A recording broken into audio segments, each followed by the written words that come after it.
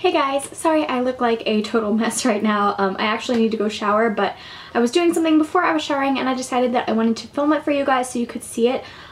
Recently, I guess probably for the last like 5 or 6 months now, I have been doing my own eyebrows. So anytime I need like a wax or anything like that, I do it myself. I have an at-home waxing kit. I have all the stuff that I need to do it myself. And so it's been kind of a learning process to do it myself, but I trust myself with my eyebrows more than I trust a lot of other people with my eyebrows, so it's just something that I wanted to learn how to do personally so I could take care of my own brows, and also so I don't have to pay, you know, however much it costs to go get it waxed or threaded every time. So basically, today I'm just going to run you through my regular routine of what I do when I'm going to be waxing my brows. As you can see, this is the finished product. I know you probably can't see like super close, but they look really nice. I'm very happy with them. They're all like smooth. That's my favorite part, like right after you first get a wax, when everything around your brows is so smooth.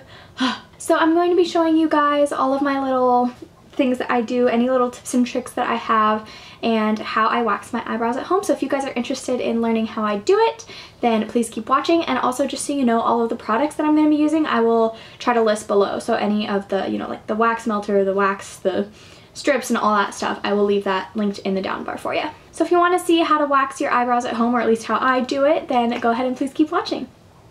So the very first step with the at-home waxing is I'm just going to turn my wax melter on. I'm using the GG wax warmer with the GG facial honey as well. It's a super, just really gentle wax, so it's nice. And I'm going to go ahead and turn that on high, and then I'm going to leave it to heat while I do the next steps.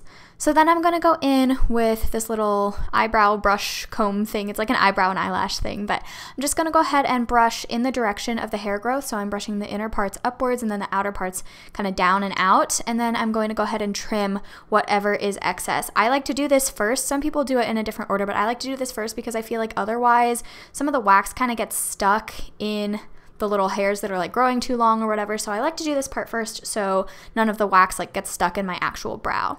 Then I'm going to take the comb part and actually just kind of take it up to the top of my brow line, and anything that's above that I just snip right off. That makes a really clean line at the top of your brow, especially if you have like mine, like my brow hairs grow ridiculously. So if I can kind of get those straightened out beforehand, I like to do that. So then I'm just going to brush through them again, make sure they're all sitting down evenly, and then I'm going to move on to the next step. What I do here is I am taking a black eyeliner, so I just want it to be something really dark. You could use a brow pencil or whatever you want for this, but I just like to make it super, super dark and actually outline the shape of my brows. So I completely fill them in with this eyeliner pencil. I was going to say eyebrow pencil. I'm using just a black eyeliner pencil, and I'm going to go ahead and make the shape of my brows that I want them to be. So if you've seen my natural brows, I actually have some gaps in the top where my hair just doesn't grow. Like you can see there on the left that I just have that spot that really doesn't grow. So what I like to do is have that filled in beforehand, because otherwise I find that those spots kind of trip me up when I'm waxing. So I want to have the shape completely filled out, and then I'm just going to completely wax around the shape that I've created on my brow. So I'm just going to go ahead and wipe off anything that's, you know, outside of the lines, make sure that I get the exact shape that I want and that it's filled in very darkly.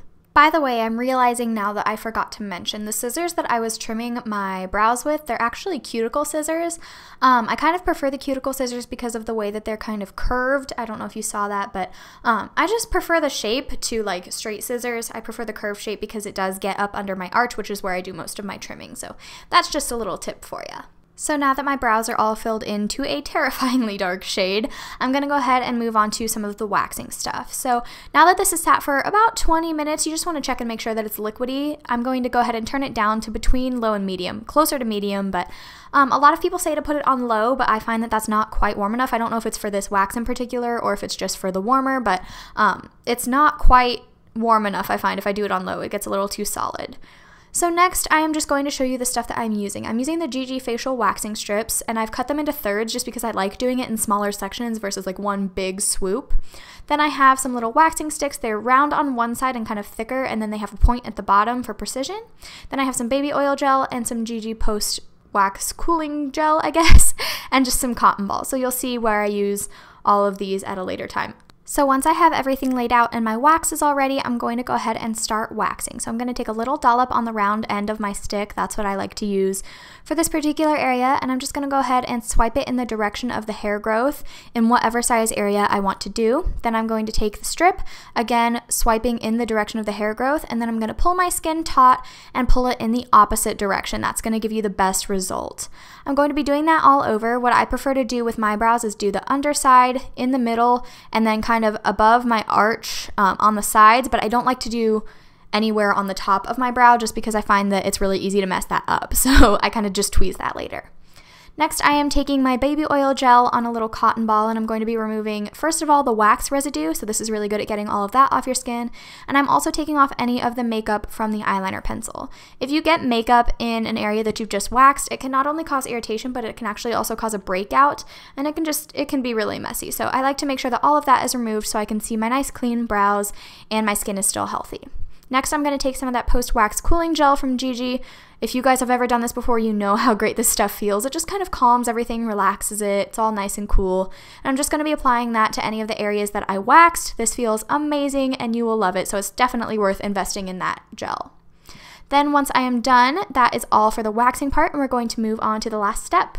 Anything that I might have missed with my waxing, or like I said, any parts that I don't wax, like above my brow, I'm just going to go ahead and clean up with some tweezers. So you can see me going in there to the places that, didn't really get reached with the wax, or that I just didn't do with the wax, and I'm going to go ahead and be taking all of those little hairs out. So I'm using just a very precise little tweezer, but you can use slanted if you'd like. Then I'm just going to brush it out and I'm done.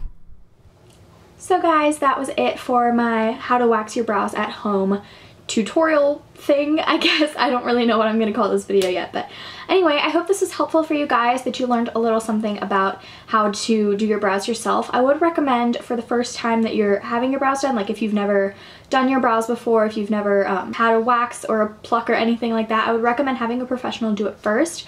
But this is for people who, kind of been there, done that, always gone to get their brows waxed, and now you want a solution that you can do it at home for cheaper and you don't have to get out of your pajamas, which is what we're learning today. I feel like that's what we learn in all of my videos. Like, am I ever not in my pajamas? But anyway, I hope this is helpful for you guys. I hope you enjoyed learning something new with me. If you did enjoy this video, be sure to give it a big thumbs up, and don't forget to subscribe to my channel for more videos. I'm always doing makeup videos. I have a snack subscription box video series that I'm doing. I do fashion videos, so if you're interested, go ahead and subscribe to my channel. And thank you so much for watching.